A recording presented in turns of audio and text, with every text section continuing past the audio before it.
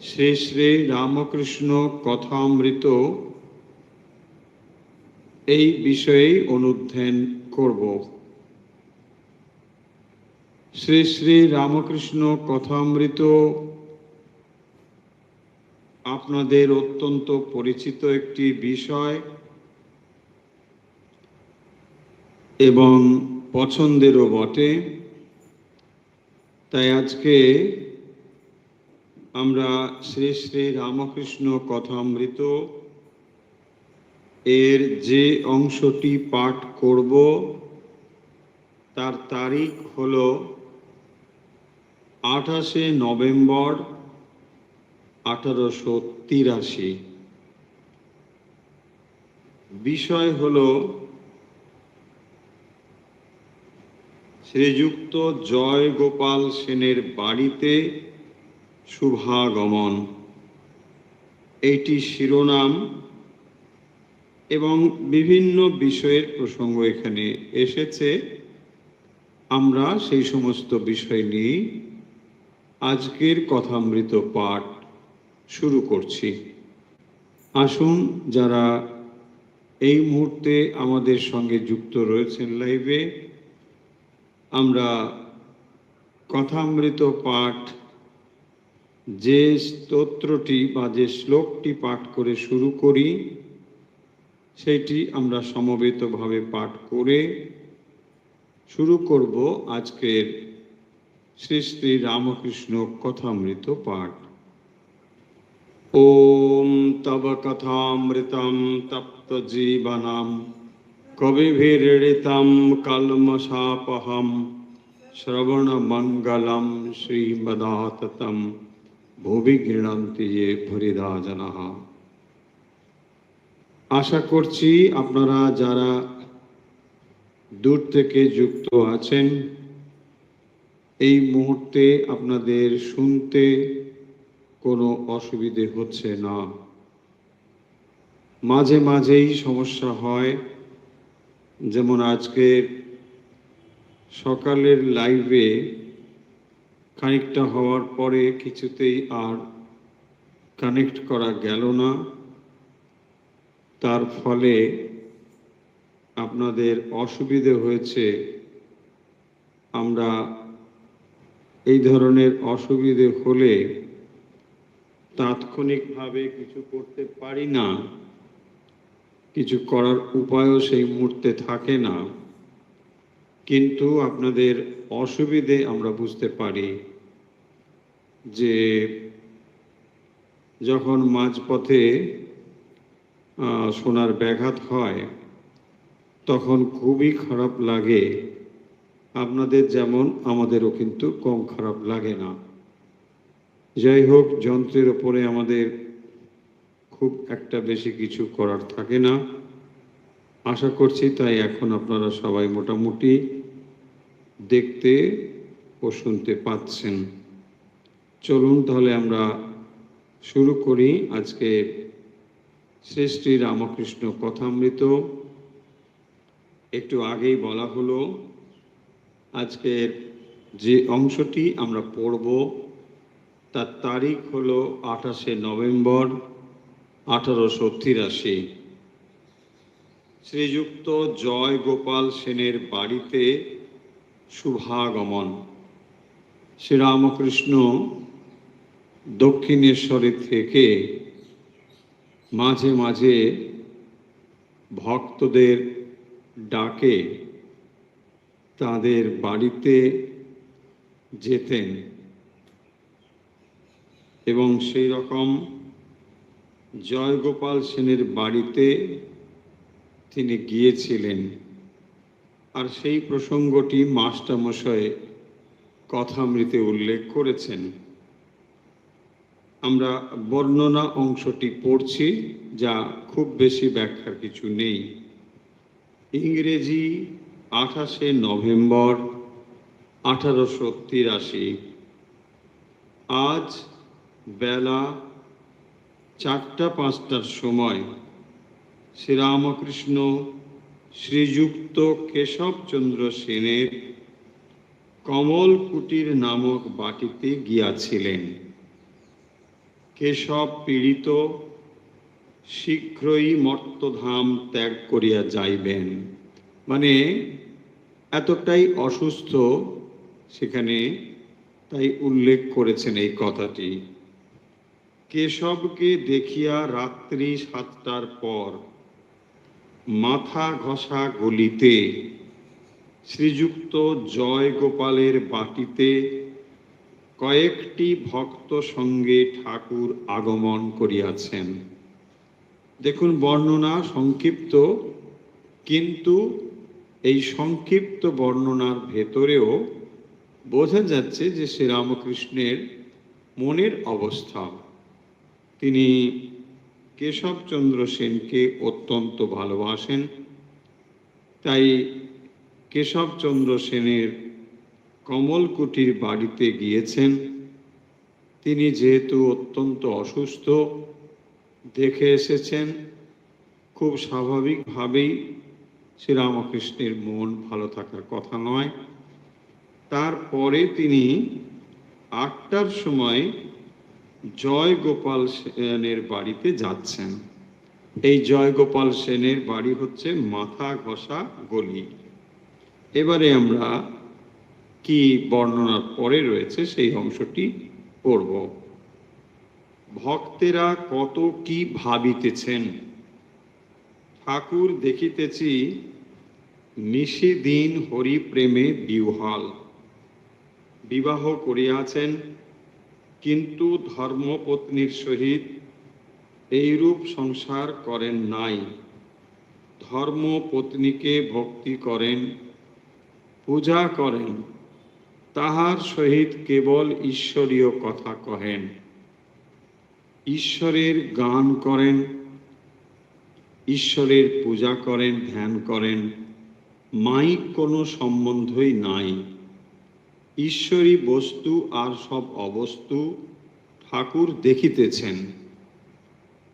টাকা, ধাতুদ্রব্য, ঘটি বাটি স্পর্শ করিতে পারেন না, স্ত্রীলোককে স্পর্শ করিতে পারেন না। স্পর্শ করিলে শিঙি মাছের কাঁটা ফোটার মতো সেই স্থান ঝনঝন কনকন করে। টাকা সোনা হাতে দিলে হাত তেউড়ে যায়, বিকৃত অবস্থা প্রাপ্ত হয়, নিঃশ্বাস বন্ধ হয়, অবশেষে ফেলিয়া দিলে আবার পূর্বের ন্যায় নিঃশ্বাস বহিতে থাকে। শ্রীরামকৃষ্ণকে যারা দেখছেন, কারণ শ্রীরামকৃষ্ণ উপস্থিত হয়েছেন দক্ষিণেশ্বর কেশব সেনের বাড়ি থেকে জয়গোপাল সেনের বাড়িতে এসেছেন, এবং সেখানে তিনি কিছু ভক্ত সঙ্গে নিয়ে গিয়েছেন, আর কিছু ভক্ত সেখানে উপস্থিত হয়েছেন। এবং শ্রীরামকৃষ্ণকে দেখে তার সম্বন্ধে যে সমস্ত কথা তাদের জানা ছিল, লোকমুখে শুনেছেন ইত্যাদি, সেই বিষয়ে তারা মনে মনে ভাবছেন যে এই যে শ্রীরামকৃষ্ণ, ইনি এই রকম, কি রকম না, নিশিদিন হরি প্রেমে বিহ্বল। যে শ্রীরামকৃষ্ণকে এখন তারা দেখছেন, তিনি রাত দিন ভগবানকে নিয়েই থাকেন, কিন্তু আবার এদিকে বিবাহ করিয়াছেন। শ্রীরামকৃষ্ণ বিবাহ করেছেন, ধর্মপত্নীর সহিত এইরূপ সংসার করেন নাই। অর্থাৎ জাগতিকভাবে যেমন স্বামী এবং স্ত্রী বললে বোঝায়, ঠিক সেই রকম নয়। তাই এখানে বলছেন তিনি বিবাহ করেছেন, কিন্তু এইরূপ সংসার করেন নাই। আবার বলছেন ধর্মপত্নীকে ভক্তি করেন, পূজা করেন। শুধু যে ধর্মপত্নীর সঙ্গে মাইক সম্বন্ধ নেই তা নয়, বলছেন তাকে ভক্তি করেন, পূজা করেন, তাহার সহিত কেবল ঈশ্বরীয় কথা কহেন, ঈশ্বরের গান করেন, ঈশ্বরের পূজা করেন, ধ্যান করেন, মাইক কোনো সম্বন্ধই নাই। আরো কত কি ভাবছেন, ভক্তরা ভাবছেন যে ইনি কেমন, অর্থাৎ যে কোনো প্রসঙ্গ শুরু করবার আগে মানুষটি সম্বন্ধে যা যা জানা রয়েছে সেইগুলো একবার মনের ভেতরে নিয়ে আসা। দেখুন, যখনই মানুষের সঙ্গে কেউ কোনো কথা বলেন, ব্যবহার করেন, সেটা যেমনই হোক না কেন, সেই মানুষটি সম্বন্ধে খানিকটা জানা প্রয়োজন বই কি, তখনই তার সঙ্গে কথা বলা একটু সুবিধে হয়। ঠিক সেই রকমই যে শ্রীরামকৃষ্ণ সম্বন্ধে এই ভক্তরা কিরকম জানেন। ঈশ্বরী বস্তু আর সব অবস্তু ঠাকুর দেখিতেছেন, অর্থাৎ শ্রীরামকৃষ্ণের দৃষ্টিভঙ্গি কি, তিনি সমস্ত কিছুকে দুটো শ্রেণীতে ভাগ করেছেন। একটিকে বলেন বস্তু আর একটিকে বলেন অবস্তু। শ্রীরামকৃষ্ণের দৃষ্টিতে ঈশ্বর হলো বস্তু, আর সমস্তই তার কাছে অবস্তু। ঠাকুর দেখিতেছেন টাকা, ধাতু, দ্রব্য, ঘটি, বাটি স্পর্শ করিতে পারেন না।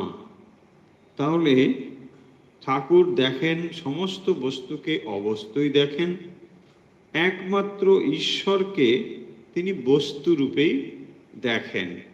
তাহলে তার দৃষ্টিতে একমাত্র বস্তু হলো ঈশ্বর, এছাড়া সব কিন্তু অবস্তু।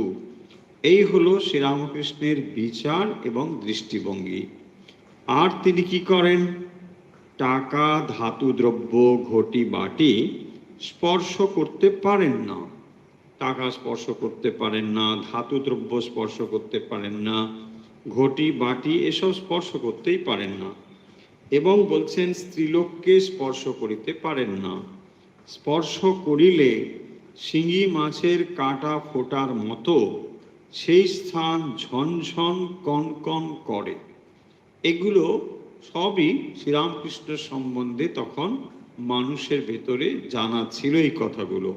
তাই ভক্তরা এরকম করে ভাবছেন যে এমন একজন মানুষের তারা সান্নিধ্যে এসেছেন যিনি একমাত্র ঈশ্বর ছাড়া অন্য কোনো বিষয়কে তার গুরুত্বপূর্ণ বলে মনে করেন না।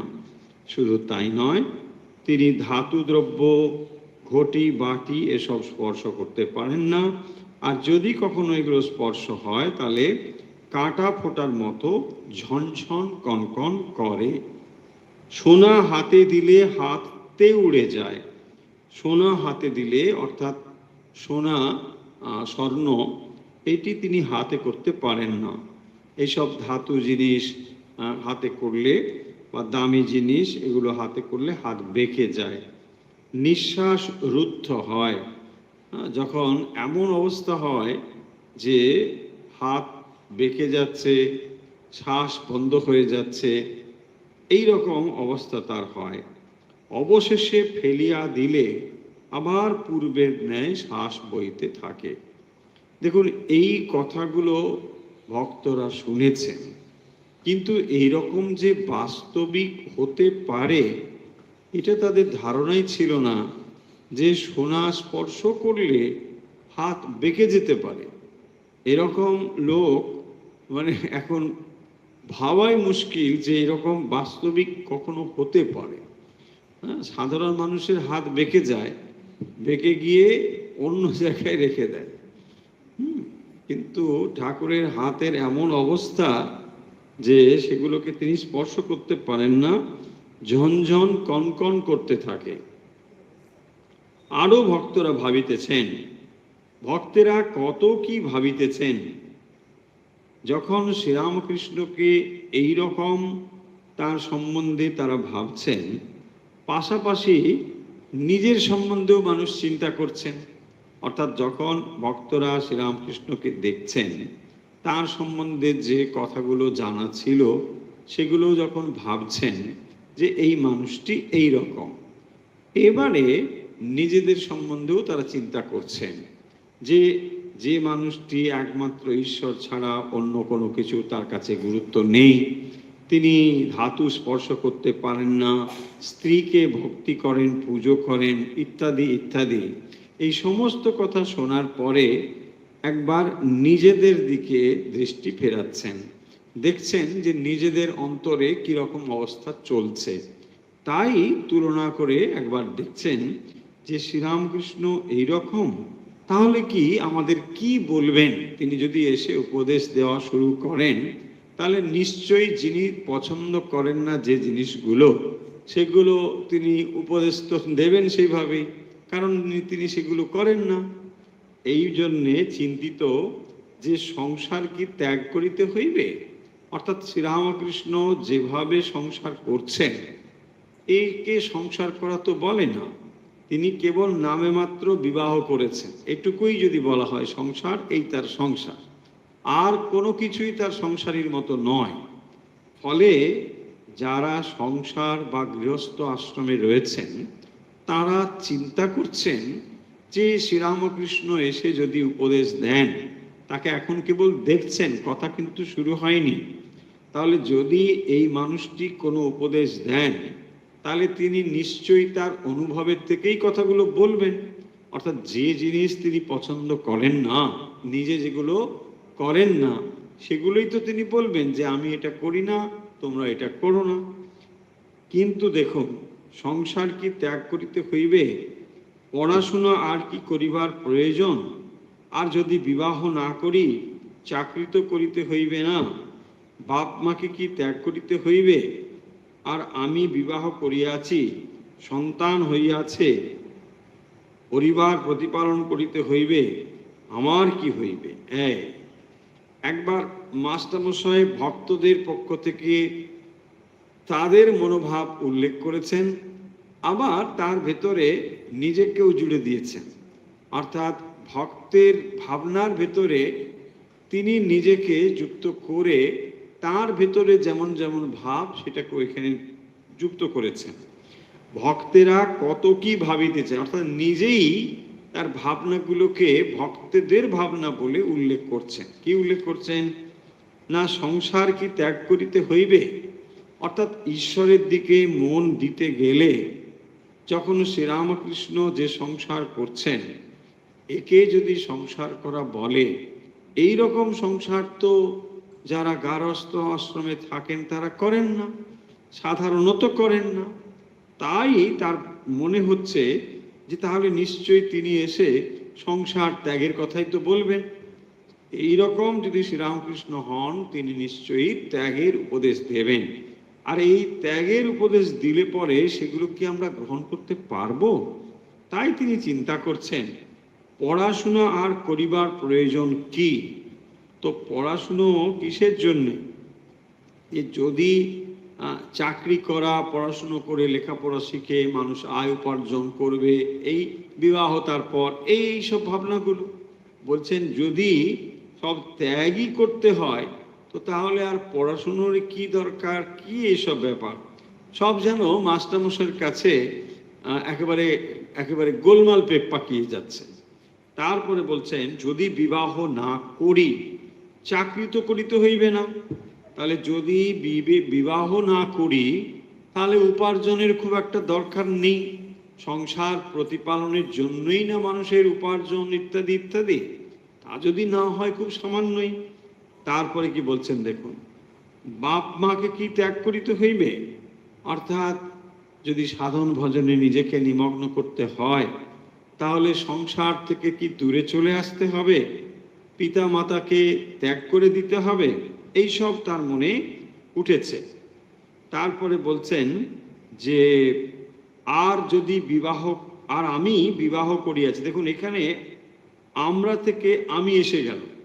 ভক্তেরা কত কি ভাবিতেছেন, এখানে ভক্তেরা বহুবচন ছিল। তারপর মাস্টারমশাই ওই ভক্ত দিয়ে শুরু করে আসলে নিজের ভাবটি সেখানে দিচ্ছেন, এবং সেই জন্যে আমিতে এসে গেছে। আর আমি বিবাহ করিয়াছি, মাস্টারমশাই নিজেই বিবাহ করিয়াছেন, সন্তান হইয়াছে, পরিবার প্রতিপালন করিতে হইবে, আমার কি হইবে। দেখুন মাস্টারমশাই যে শ্রীরামকৃষ্ণের এই রকম পছন্দ বা এই রকম তার লাইফস্টাইল, আর তার নিজের লাইফস্টাইল কি সেটা তিনি বেশ ভালো করেই তো জানেন, এবং শুধু জানেন নয়, যে সময়ে কথা হচ্ছে, মানে 1883 28শে নভেম্বর, আপনারা জানেন যে ঠাকুরের সঙ্গে তার দেখা কিন্তু আগেই হয়ে গিয়েছে। এবং যখন ঠাকুরের সঙ্গে প্রথম তার দেখা হয়েছে, সেখানে যে যে বিষয়গুলো তিনি উত্থাপন করেছেন, এবং সেখানে তিনি বলছেন তার বিবাহ হয়েছে কিনা, সন্তান হয়েছে কিনা, এই যে প্রশ্ন করেছিলেন তার উত্তর তিনি যথাযথ সেখানে দিয়েছেন, সেইগুলো আপনাদের নিশ্চয়ই জানা থাকবে। এবং তাই এখানে মনে পড়ছে যে শুধু বিবাহ নয়, সন্তান হয়েছে। যখন তিনি জিজ্ঞাসা করছেন তোমার কি বিবাহ হয়েছে, যে হ্যাঁ বিবাহ হয়েছে। তারপরে বলছেন সন্তান, বলছে হ্যাঁ সন্তান হয়েছে। ওরে হিন্দু, সন্তান হয়ে গেছে। এই কথার অর্থ কিন্তু এটা যেন আমরা না বুঝি যে শ্রীরামকৃষ্ণ তাহলে বিবাহ, সন্তান আদি বা এই যে গার্হস্থ আশ্রম বা গার্হস্থ জীবন, এটিকে বোধহয় তিনি খুব নিন্দামন্দ করছেন। ব্যাপারটা তা নয়। শ্রীরামকৃষ্ণ কিন্তু মাস্টারমশাইকে পার্টিকুলার এই কথাটা বলছেন, এটা সবাইকে বলছেন তা নয়। মাস্টারমশাইকে কথা বলার তাৎপর্য হলো আসলে তিনি মাস্টারমশাই একজন চিহ্নিত মানুষ। মাস্টারমশাই শ্রীরামকৃষ্ণ ভাব প্রচারের একজন চিহ্নিত মানুষ। তাকে দিয়ে তিনি এই দায়িত্বপূর্ণ কাজগুলো করাবেন। সেই কাজটি হলো, তার কাজের অন্যতম হলো শ্রী শ্রী রামকৃষ্ণ কথামৃতকে জগতের সামনে সংরক্ষণ করা। তাই কথামৃতকে সংরক্ষণ করবার যে গুরু দায়িত্ব, এইটি মাস্টারমশাইকে দিয়েই তো শ্রীরামকৃষ্ণ করাবেন, এবং এইটি তিনি জানতেন বলে এখন বলছেন যে মায়ার জগতে এসে তোমার কি পরিবর্তন হয়েছে, না তিনি বিবাহ করেছেন। তখন তিনি খানিকটা যেন মানে একটু অসন্তোষ প্রকাশ করলেন, ও যা বিবাহ হয়ে গেছে। এইটি শুনে আমাদের অনেক সময় মনে হয় যে তাহলে মাস্টারমশাই ঠাকুর বোধহয় এই বিবাহ টিবাহ ব্যাপারগুলো মানে একেবারে অপছন্দ করছেন। ঠিক তা নয়। কেন নয়? মাস্টারমশাইকে এই কথা বলার তাৎপর্য যে মাস্টারমশাইকে দিয়ে তিনি যে গুরু দায়িত্ব দেবেন, যেটা করাবেন, সেখানে বিবাহ হয়ে যাওয়ার ফলে তার যে স্বাধীনতা খানিকটা খর্বিত হয়েছে। তার এই স্বাধীনতা খর্বিত হলে তিনি ইচ্ছে মতো ঠাকুরের কাছে আসতে পারবেন না। তার একটা দায়িত্ব রয়েছে, সংসার প্রতিপালন থেকে শুরু করে এগুলো তাকে করতে হবে। এবং এগুলো করতে হলে শ্রীরামকৃষ্ণের এই যে কথামৃত তিনি পরিবেশন করবেন, তার এই কাজটি বা সাধন ভজনে তিনি নিমগ্ন হবেন। আগে তো নিজে সাধন ভজনে নিমগ্ন হবেন, তারপরে না কিছু অনুভব করবেন, তারপরেই তো এই কথাগুলোর ওজন তিনি বুঝতে পারবেন, তার ফলে সেগুলো তার পরিবেশন করা সুবিধে হবে। তাহলে যে মানুষটির ভেতর দিয়ে এই কথাগুলো জগতের জন্য পরিবেশিত হবে, সেই মানুষটিকেও তো আগে ঠিক ঠিক হতে হবে। তার নিজের ভেতরেই যদি এই স্বাধীনতাগুলো এখন থেকেই খর্ব হয়ে থাকে, তাহলে তিনি শ্রীরামকৃষ্ণের এই কথা জগতে পরিবেশন করবেন কি করে? এই কারণের জন্য তাকে বলছেন যে বিবাহ হয়ে গিয়েছে, তারপরে বলছেন সন্তান হয়ে গিয়েছে। ও, সন্তানও হয়ে গিয়েছে, তার মানে তিনি দায়িত্বের অর্থাৎ এই সংসার প্রতিপালন রূপ যে দায়িত্ব, তার ভেতরে কিন্তু মাথা ঢুকিয়ে দিয়েছেন। ফলে এই যে তার নিজের স্বাধীনতা খর্বিত হয়েছে, একটা দায়িত্ব অলরেডি তিনি নিয়ে ফেলেছেন, সেই ব্যাপারে কিন্তু তাকে বলেছেন। এটাকে জেনারেলাইজ করে আমরা যেন এমন অর্থ না বুঝি যে শ্রীরামকৃষ্ণ তাহলে সংসার করা বা যারা গার্হস্থ আশ্রমে রয়েছেন তাদের তিনি অত্যন্ত অপছন্দ করছেন। ব্যাপারটা তেমন কিন্তু নয়। এবারে দেখুন মাস্টারমশাইয়ের মনের ইচ্ছে কি, আমারও ইচ্ছা করে নিশিদিন হরিপ্রেমে মগ্ন হইয়া থাকি। দেখুন শ্রীরামকৃষ্ণ তার সান্নিধ্যে এসেছেন মাস্টারমশাই, কিন্তু তিনি বিবাহ করেছেন, সন্তান হয়েছে, পরিবার প্রতিপালন তাকে করতে হচ্ছে। কিন্তু মনে একটা প্রশ্ন, আমার কি হবে? আমার মানে এই যে আমি সংসার প্রতিপালন করছি, সন্তান আদি হয়েছে ইত্যাদি, এর পরেও কি তিনি ঈশ্বরকে ডাকতে পারবেন, ঈশ্বরকে মন দিতে পারবেন? এই প্রশ্ন তার মনে রয়েছে। আমারও ইচ্ছে করে নিশিদিন হরিপ্রেমে মগ্ন হয়ে থাকি। মাস্টারমশাইয়ের অন্তরের কথা তিনি এখানে লিখে দিয়েছেন যে তারও ইচ্ছে হয়, শ্রীরামকৃষ্ণের সান্নিধ্যে তিনি এসেছেন, খুব স্বাভাবিকভাবে তার ভেতরে এই ইচ্ছেগুলো জেগে উঠেছে। মাস্টারমশাই যে যে শ্রীরামকৃষ্ণের সান্নিধ্যে এসে তার ভেতরে যে এই ইচ্ছেগুলো প্রকাশিত হবে এ বিষয়ে কোনো সন্দেহ নেই। কারণ মাস্টারমশাই স্বরূপত শ্রীরামকৃষ্ণের যে যে যে দল তার সঙ্গে কিন্তু তিনি ছিলেন, এবং তিনি বলছেন যে তোমাকে যেন চৈতন্যের দলে দেখেছি। অর্থাৎ যে ঈশ্বর আবির্ভূত হয়েছিলেন পূর্বে, যে অবতার পুরুষ এসেছিলেন পূর্বে, তার সঙ্গে তিনি লীলা সঙ্গী রূপে ছিলেন এবং এখনো তিনি এসেছেন। ফলে মাস্টারমশাইয়ের স্বরূপ সম্বন্ধে তিনি কে, এগুলো সম্বন্ধে ঠাকুরের অজানা কিছু নেই। তবুও তিনি তার ভেতর দিয়ে যে প্রেরণা মাস্টারমশাই অনুভব করছেন, যে শ্রীরামকৃষ্ণ সান্নিধ্যে এসে তার সাধন ভজনের খুব ইচ্ছে জেগেছে। বলছেন নিশিদিন হরি প্রেমে মগ্ন হয়ে থাকি, শ্রীরামকৃষ্ণকে দেখি আর ভাবি কি করিতেছি। ইনি রাত দিন তৈলধারার ন্যায় নিরবচ্ছিন্ন ঈশ্বর চিন্তা করিতেছেন, আর আমি রাত দিন বিষয় চিন্তা করিতে ছুটিতেছি। দেখুন মাস্টারমশাইয়ের কাছে এই তুলনা হচ্ছে, মনে মনে তিনি শ্রীরামকৃষ্ণের লাইফস্টাইল, তার জীবনধারা এবং তার নিজের জীবনধারার সঙ্গে তুলনা করছেন। যিনি ঈশ্বরীয় প্রেমে মাতোহারা হয়ে রয়েছেন, সর্বদাই ডুবে আছেন ভক্তিতে, সর্বদাই ডুবে রয়েছেন প্রেমে। কখনো কখনো মানে এমন অবস্থা হচ্ছে যে বাহ্য জ্ঞান হারিয়ে এই জগতের বিষয় সম্বন্ধে তিনি একেবারেই যেন বিস্মৃত হয়ে যাচ্ছেন। এই রকম একজন মানুষের সান্নিধ্যে এসে মাস্টারমশাই ভেতরে তীব্র বৈরাগ্য জেগেছে, সাধন ভজনের তীব্র ইচ্ছা জেগেছে, এবং সেই কারণের জন্যই তিনি এই কথা বলছেন, আমারও ইচ্ছে করে নিশিদিন হরিপ্রেমে মগ্ন হয়ে থাকি। তার ভেতরেও কিন্তু ইচ্ছে হচ্ছে ভগবত সান্নিধ্য লাভের এইগুলো সুবিধে, যে ঠিকভাবে যদি কেউ সাধুসঙ্গ করে তাহলে তার ফল ফলবেই ফলবে। অমোঘ বলা হয়েছে যে এর ফল হচ্ছে অমোঘ, মানে অবশ্যই অবশ্যই তার ফল ফলবে। শ্রীরামকৃষ্ণকে দেখি আর ভাবি কি করিতেছি, ইনি রাত দিন তৈলধারার ন্যায় নিরবচ্ছিন্ন ঈশ্বর চিন্তা করিতেছেন, আর আমি রাত দিন বিষয় চিন্তা করিতে ছুটিয়াছি। একমাত্র ইহারই দর্শন যেন মেঘাচ্ছন্ন আকাশের এক স্থানে একটু জ্যোতি। এখন জীবন সমস্যা কিরূপে পূরণ করিতে হইবে। দেখুন, একমাত্র ইহারই দর্শন যেন মেঘাচ্ছন্ন আকাশের এক স্থানে একটু জ্যোতি। তাহলে জীবন সম্বন্ধে এখানে তুলনা করে তিনি এই কথা বলছেন। ইহারই দর্শন অর্থাৎ এই যে শ্রীরামকৃষ্ণকে তিনি দেখেছেন, যার জীবন এই রকম, তাকে দর্শন যেন মেঘাচ্ছন্ন আকাশের এক স্থানে একটু জ্যোতি। সম্পূর্ণ আকাশ মেঘে ঢাকা, এই মেঘে ঢাকা মানে অন্ধকার, অর্থাৎ জীবনে তমসা নেমে এসেছে, জীবনে অজ্ঞান রয়েছে, বিষয় বাসনা রয়েছে।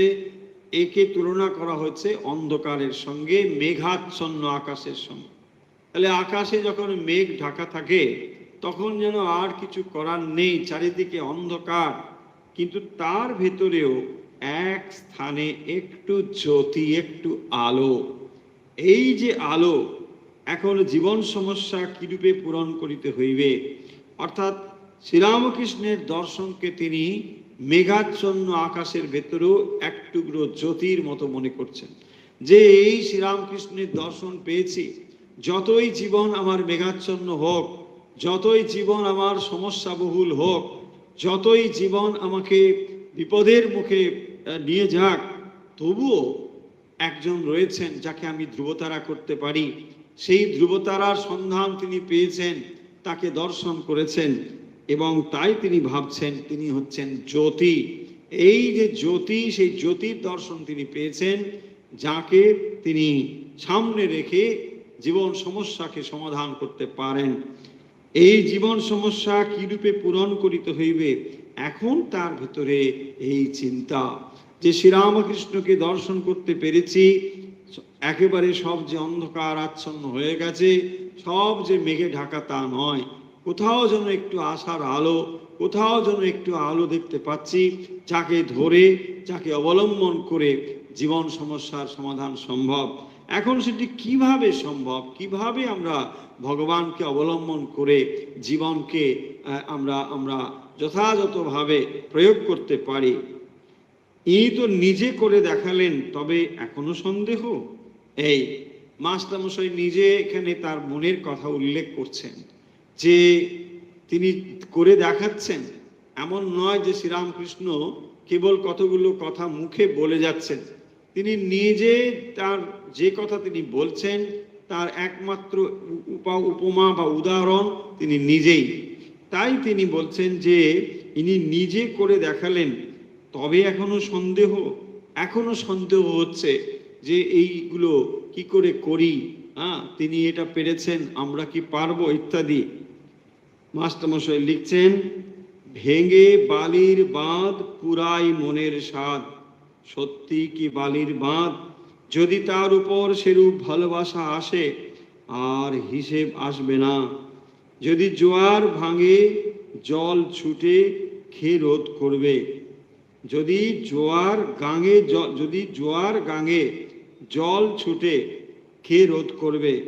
যে প্রেমোদয় হওয়াতে শ্রী গৌরাঙ্গ কৌপিন ধারণ করেছিলেন, যে প্রেমে ঈশা অনন্য চিত্ত হয়ে বনবাসী হয়েছিলেন আর প্রেমময় পিতার মুখ চেয়ে শরীর ত্যাগ করেছিলেন, যে প্রেমে বুদ্ধ রাজভোগ ত্যাগ করে বৈরাগী হয়েছিলেন, সেই প্রেমের এক বিন্দু যদি উদয় হয়, এই অনিত্য সংসার কোথায় পড়ে থাকে। দেখুন, মাস্টারমশাই নিজেকে উজাড় করে দিয়েছেন। মাস্টারমশাই তার মনের ভাব এখানে উজাড় করে মেলে ধরেছেন, যাতে তার মনটিকে আমরা বুঝতে পারি যে কোন অবস্থা থেকে, মনের কোন ব্যাকুলতা থেকে এই কথাগুলো বেরিয়ে আসতে পারে। তিনি লিখছেন, ভেঙে বালির বাঁধ পুরাই মনের স্বাদ। সত্যি কি বালির বাঁধ? তাহলে এই যে বালির বাঁধ কেন বলছেন না, যখন বালির বাঁধটাকে খুব সহজে ভেঙে দেওয়া যায়, জলের ধাক্কা এসে লাগলে বালির বাঁধ সহজেই ভেঙে যায়। বলছেন এই যে সংসার, এই যে বিষয় বাসনা, এটি যেন বালির বাঁধ, ভেঙে বালির বাঁধ পুরাই মনের স্বাদ।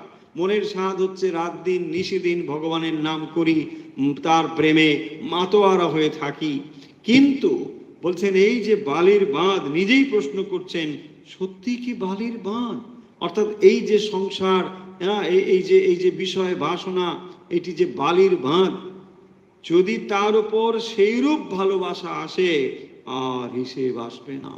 মাস্টারমশাই তাই বলছেন, এ কি সত্যি সত্যি যদি বালির বাঁধ হয়, তাহলে তো সে মুহূর্তে ভেঙে যায়। যখন জল ঢোকে, জোয়ারে যখন গাঙে জল ঢুকে, কে রোধ করবে? অর্থাৎ যখন তীব্র বেগে ব্যাকুলতা আসে, তখন এই বালির বাঁধ তো তুচ্ছ, সেটা ভেঙে চলে যেতে পারে।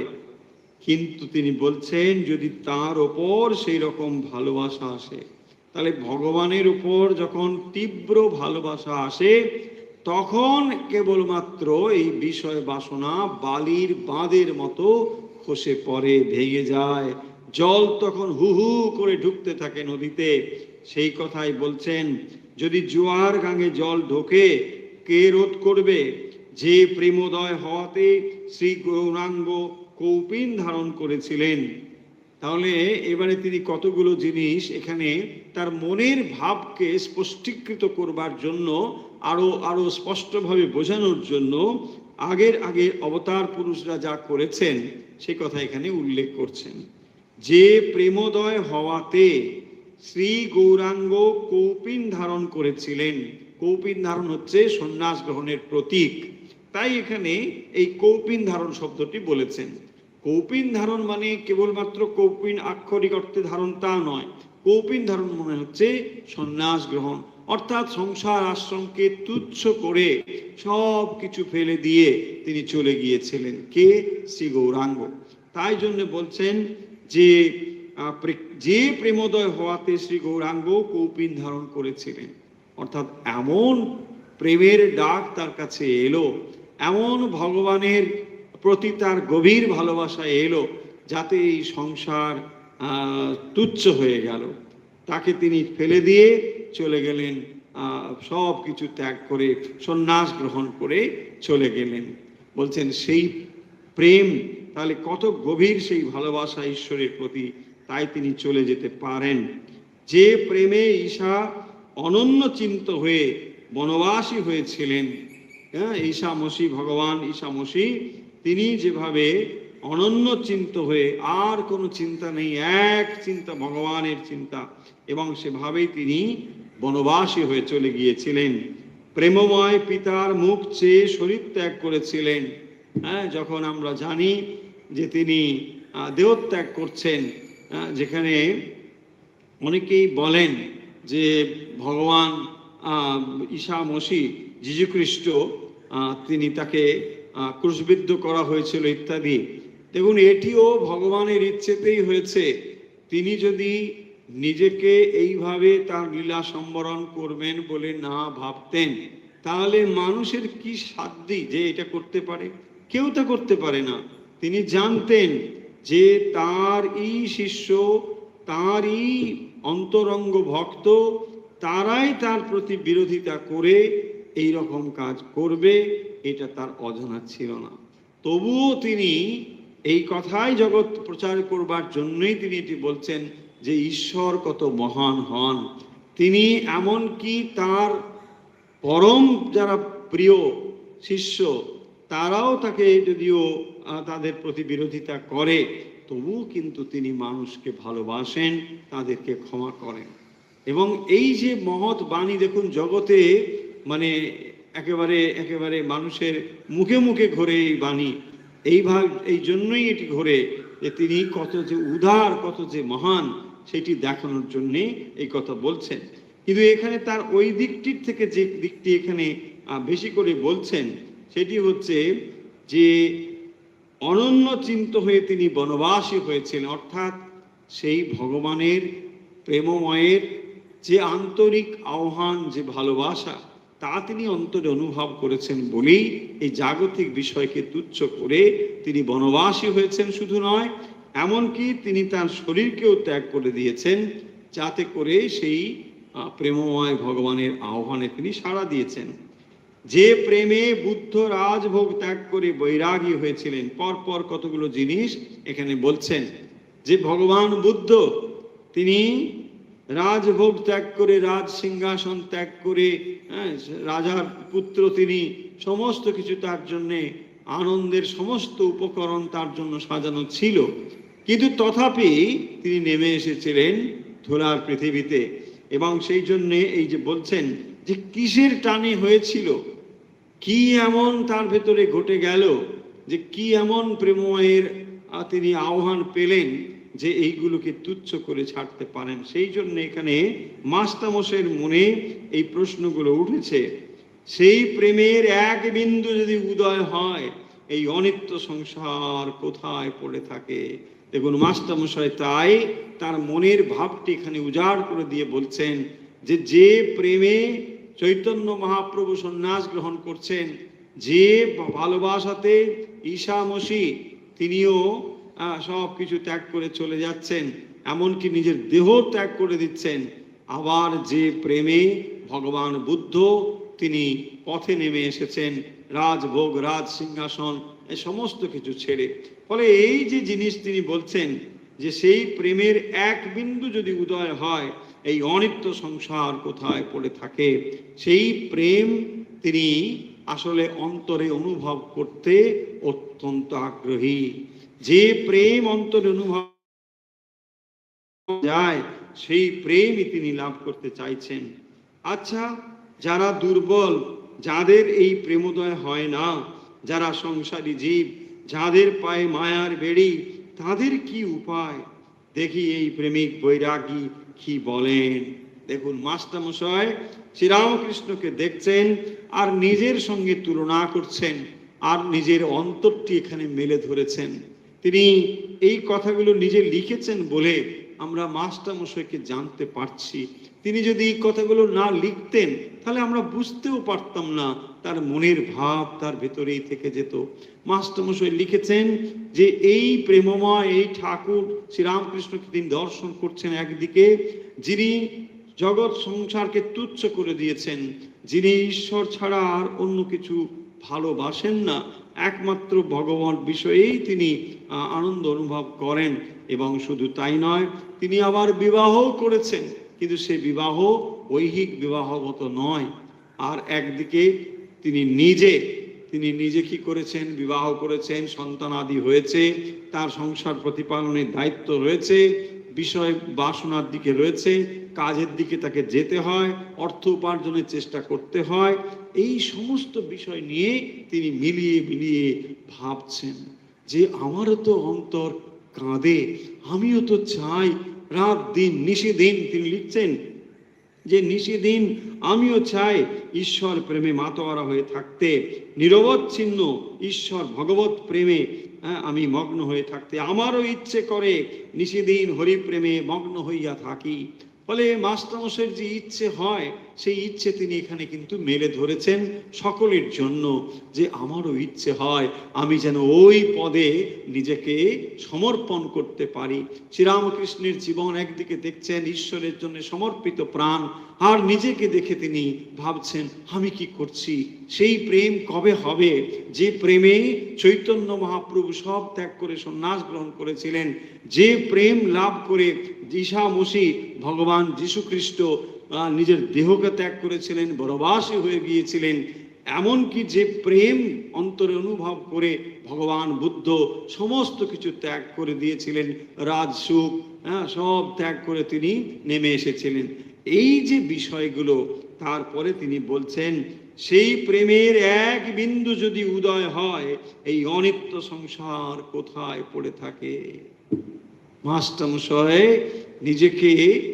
নিজের অন্তরটাকে একেবারে মেলে ধরেছেন এখানে, যে নিজের ভেতরে যে কি যন্ত্রণা চলছে, নিজে যে গভীরভাবে ধরতে চাইছেন, শ্রীরামকৃষ্ণের জীবনকে সামনে রেখে তিনিও যে অন্তরে সেই গভীর প্রেমকে অনুভব করতে চাইছেন, এটি কিন্তু তার এই কথার ভেতরে স্পষ্টভাবে বোঝা যাচ্ছে। আবার তিনি লিখছেন যারা দুর্বল, যাদের সে প্রেমোদয় হয় না, অর্থাৎ যারা এই রকম প্রেম অন্তর অনুভব করেন, তারা নিঃসন্দেহে বিশেষ থাকের মানুষ, এ বিষয়ে কোনো সন্দেহ নেই। কিন্তু যারা সাধারণ মানুষ, যাদের এত গভীর প্রেম ঈশ্বরের প্রতি নেই, তাদের কি হবে? যারা সংসারী জীব, যাদের পায়ে মায়ার বেড়ি, যাদের অন্তরে ভালোবাসা থাকলেও তারা পেরিয়ে যেতে পারছেন না, ঈশ্বরকে তারা ভালোবাসতে চাইছেন কিন্তু মায়ার বেড়ি তাকে ছাড়ে না। এই জন্যই তিনি এখানে উল্লেখ করছেন যে যারা সংসারী জীব, যাদের পায়ে মায়ার বেড়ি, তাদের কি উপায়, তারা কি করবেন? দেখি এই প্রেমিক বৈরাগী কি বলেন। মাস্টারমশাই এখানে শ্রীরামকৃষ্ণের উপদেশ শুনবেন, আর তাই জন্য এই এতগুলো বর্ণনা দিয়েছেন, আর শ্রীরামকৃষ্ণের সম্বন্ধে কথা বলছেন, নিজের কথা, নিজের অন্তরের কথাকে তুলে ধরেছেন, আর অপেক্ষা করছেন শ্রীরামকৃষ্ণ কি বলেন। ভক্তেরা এইরূপ চিন্তা করিতেছেন, ঠাকুর জয়গোপালের বৈঠকখানায় একসঙ্গে ভক্ত সঙ্গে উপবিষ্ট, সম্মুখে জয়গোপাল, তার আত্মীয়রা এবং প্রতিবেশীগণ। একজন প্রতিবেশী বিচার করিবেন বলিয়া প্রস্তুত ছিলেন, তিনি হইয়া কথা আরম্ভ করিলেন। জয়গোপালের ভ্রাতা বৈকুণ্ঠ আছেন। বলছেন, কথা বলা শুরু করছেন, তিনি অনেকক্ষণ ধরে অপেক্ষা করছেন শ্রীরামকৃষ্ণ এলে পরে তার কাছে কতগুলো জিনিস জিজ্ঞাসা করবেন। তাহলে জয়গোপালের ভ্রাতা হচ্ছেন বৈকুণ্ঠ, তিনি অপেক্ষা করে আছেন শ্রীরামকৃষ্ণ এসে বসলে তার সঙ্গে কথা বলবেন। তার সঙ্গে অন্যান্য আত্মীয় প্রতিবেশী এরা সব রয়েছেন। বৈকুণ্ঠ বলছেন, আমরা সংসারী লোক, আমাদের কিছু বলুন। দেখুন, তাহলে শ্রীরামকৃষ্ণ এসে বসেছেন জয়গোপাল সেনের বাড়িতে, তার বৈঠকখানাতে, সেখানে ভক্তদের সঙ্গে তিনি উপবেশন করেছেন। এই যে উপবেশন করেছেন, এই বর্ণনা দিয়েই মাস্টারমশাই ভক্তদের মানে মানে কথা উল্লেখ করে আসলে নিজের অন্তরটিকে মেলে ধরেছেন, যে ভক্তদের মনে এই জিজ্ঞাসা শ্রীরামকৃষ্ণ কেমন তার সম্বন্ধে একটা বর্ণনা দিয়েছেন, এবং যা ভক্ত মনে জিজ্ঞাসা, ভক্ত মনে ভাবনা, শ্রীরামকৃষ্ণের জীবন এবং নিজেদের জীবন সম্বন্ধে যে চিন্তা তুলনামূলকভাবে, সেইটি কিন্তু মাস্টারমশাই তুলে ধরেছেন। আর এখানে নিয়েছেন কি, নিজেকে ভক্ত বলে পরিচয় দিয়েছেন। নিজেকে ভক্তের এই আড়ালটুকু, এই ছদ্মবেশটুকু নিয়ে তিনি আসলে অন্তরটাকে মেলে ধরেছেন, এবং সেই অন্তর আমরা জানি, এই অন্তর কিন্তু মাস্টারমশাইয়ের অন্তর। সেখানে তিনি লিখছেন এই কথা, এবং তারপরে বৈকুণ্ঠ বলছেন, আমরা সংসারী লোক, আমাদের কিছু বলুন। শ্রীরামকৃষ্ণের থেকে উপদেশ তারা শুনতে চাইছেন।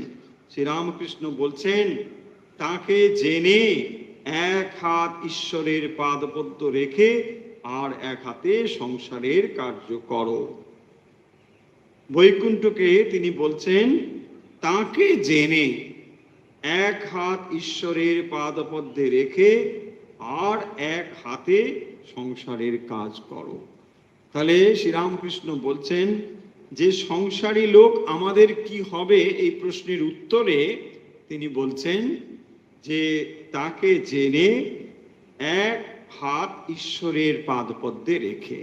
এখানে জেনে মানে ঈশ্বরকে সব কিছুর কর্তা জেনে, তিনি সর্বময় কর্তা, তাকেই প্রাপ্ত হতে হবে, তাকেই শরণাগত, তার কাছে হতে হবে ইত্যাদি, এইটি জেনে। এটা জেনে মানে তিনি তাকে সব জেনে গিয়েছেন তা না, এইটি জেনে যে মন ঈশ্বরকে দিতে হবে, ভালো তাকেই বাঁচতে হবে, তিনিই একমাত্র বস্তু, এই কথাটি জেনে, তাকে জেনে এক হাত ঈশ্বরের পাদপদ্মে রেখে আর এক হাতে সংসারের কার্য করো। তাহলে সংসার যদি করতে চাও, সংসারের কাজ, তাহলে ভগবানকে এক হাত দিয়ে, এক হাতে ঈশ্বর পাদপদ্মকে ধরে তারপরে তুমি অন্য হাতে কাজ করো। মহাশয়, সংসার কি মিথ্যা? দেখুন, এই কথাগুলো বৈকুণ্ঠ বলছেন কারণ তিনি কথাগুলো শুনেছেন, মানুষ এই কথাগুলো শুনেছে, যে কেউ কেউ বলেন এই সংসার মিথ্যা ইত্যাদি, মায়া, এইসব কথাগুলো তো তখন সব জায়গায় চর্চা হয়, এখনো হয়, মানুষ এই কথাগুলো শুনেছে। দেখুন শ্রীরামকৃষ্ণ কিরকম করে এই কথাগুলোর অর্থ ধরিয়ে দিচ্ছেন। যতক্ষণ তাকে না জানা যায় ততক্ষণ মিথ্যা। এই শ্রীরামকৃষ্ণ বলছেন, যতক্ষণ তাকে অর্থাৎ ঈশ্বরকে না জানা যায় ততক্ষণ মিথ্যা। তাহলে এই সংসারকে যখন আমরা মিথ্যা বলছি, তার অর্থ হলো আমরা ঈশ্বরকে জানি না। তাই বলছেন, যতক্ষণ তাকে না জানা যায় ততক্ষণ মিথ্যা। তখন তাকে ভুলে মানুষ আমার আমার করে, মায়ায় বদ্ধ হয়ে, কামিনী কাঞ্চনে মুক্ত হয়ে আরো ডোবে। মায়াতেই এমনি মানুষ অজ্ঞান হয়, পালাবার পথ থাকলেও পালাতে পারে না। তাহলে সংসার কি মিথ্যা? সংসার মিথ্যা, আবার মিথ্যা নয়। কিরকম না, যখন কেউ সাধন ভজন করে, যত সময় পর্যন্ত তাকে জানবার চেষ্টা করে, তখন এটা মিথ্যা বলে তাকে অগ্রসর হতে হয়। তারপরে যখন সে তাকে জানতে পারে, তখন সে বুঝতে পারে যে আসলে এই সংসার কিন্তু ভগবানেরই। তাই বলছেন যে তাকে ভুলে, অর্থাৎ এই সংসারে যে ঈশ্বরের, এইটি যদি তার বোধ না হয়, তাহলে আমার করে আর মায়ায় বদ্ধ হয়ে কামিনী কাঞ্চনে মুগ্ধ হয়, আরো ডুবে যায়। সেই জন্য বলছেন যে সংসার যে মিথ্যা, যতক্ষণ তাকে না জানা যায় ততক্ষণ মিথ্যা। তাই ভগবানকে জানবার চেষ্টা করলে তবেই সংসারের আসল রূপটি বোঝা যায়। যে সংসার চারিদিকে আমরা দেখছি, সেই সংসার যে আসলে কি, তার স্বরূপটি তখনই বোঝা যায়। কি বলছেন? আরো বলছেন, দেখুন, এমনি মানুষ অজ্ঞান হয়ে যায়, অর্থাৎ এই যে মায়াতে সে এত অজ্ঞান হয়ে যায় যে পালাবার পথ থাকলেও পালাতে পারে না। মানুষ এমন অবস্থা প্রাপ্ত হয়, যেতে পারবে, চাইলে ফেলে দিতে পারে, কিন্তু সে ফেলে দিতে পারে না, ইচ্ছে করলেই ফেলে দিতে পারে না, পালাবার পথ থাকলেও পালাতে পারে না, তাই না? ওই কম্বল, আমি তো কম্বল ছেড়ে দিই, কিন্তু কম্বল তো আমাকে ছাড়ে না, এইরকমই ব্যাপারটা দাঁড়ায়। ঠিক সেরকম তিনি একটি গান করছেন, বিখ্যাত সেই গান, এমনি মহামায়ার মায়া রেখেছে কি কুহক করে, ব্রহ্মা বিষ্ণু অচৈতন্য জীবে কি জানিতে পারে। এমনি মহামায়ার মায়া রেখেছে কি কুহক করে, কুহক মানে হচ্ছে অজ্ঞান, অন্ধকার, কুহক। এমনি মহামায়ার মায়া, মহামায়ার মায়া, যে মহামায়া এই জগৎ রচনা করেছেন, সেই মহামায়া এমন মায়া করে রেখেছেন, এমন অন্ধকারে রেখেছেন এবং অজ্ঞানের মধ্যে রেখেছেন, যে ব্রহ্মা বিষ্ণু অচৈতন্য জীবে কি জানিতে পারে। সেখানে ব্রহ্মা বিষ্ণু অর্থাৎ যারা এই জগতের মধ্যে এসে হাজির হচ্ছেন, যাদের স্বরূপ ব্রহ্মা, যাদের স্বরূপ বিষ্ণু, তারাও এই মায়ার ভেতরে এসে হাবুডুবু খাচ্ছে, অচৈতন্য বলছেন। বিল করে ঘুনি পাতে মিন প্রবেশ করে তাতে, গতায়াতের পথ আছে তবু মিন পালাতে না রে। দেখুন, বিল করে ঘুনি পাতে, ঘুনি মানে মাছ ধরবার একটা একটা একটা যন্ত্র বিশেষ, সেখানে মাছ ধরা যায়, মিন প্রবেশ করে তাতে, মাছ তার ভেতরে ঢুকে যায়। গতায়াতের পথ আছে তবু মিন পালাতে নাড়ে, অর্থাৎ এমনভাবে তার ভেতরে ঢুকে যায় যে সে আর বেরোতে পারে না। তার ভেতরে রাস্তা রয়েছে, কিন্তু সেই রাস্তা সে যেমনভাবে বেরিয়ে যাওয়ার চেষ্টা করে, সেই ফাঁস যেন আরো দৃঢ় হয়ে, কঠিন হয়ে তাকে আটকে দেয়।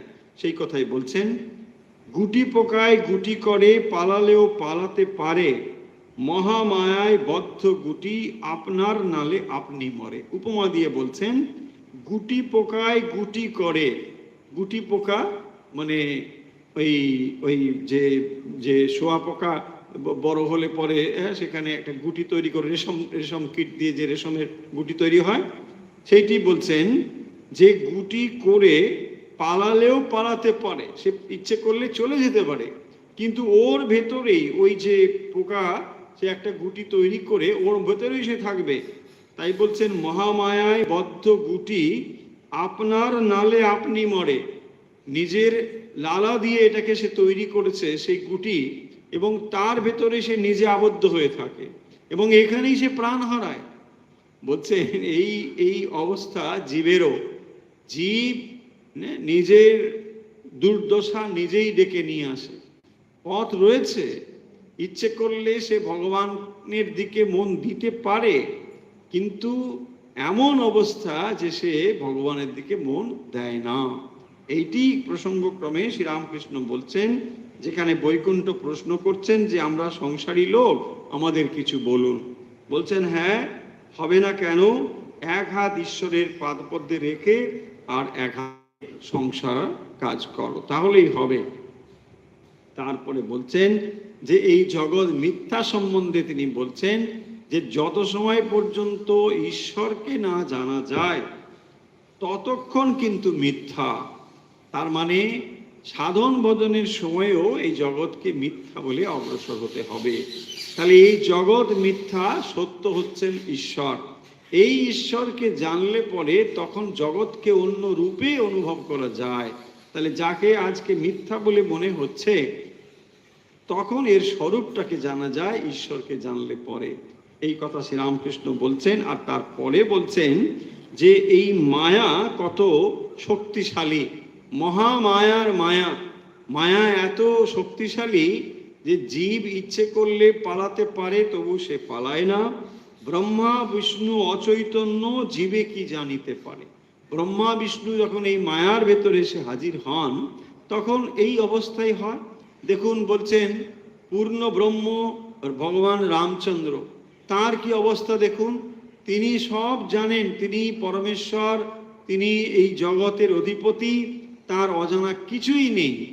এই সৃষ্টির মধ্যে যে যে স্বর্ণ হরিণ থাকা সম্ভব নয়, এটি ভগবানের যে অজানা নয়, তবু এই মায়ার জগতে এসে তিনি বলছেন না, স্বর্ণমৃগ তোমাকে ধরে দিতে হবে।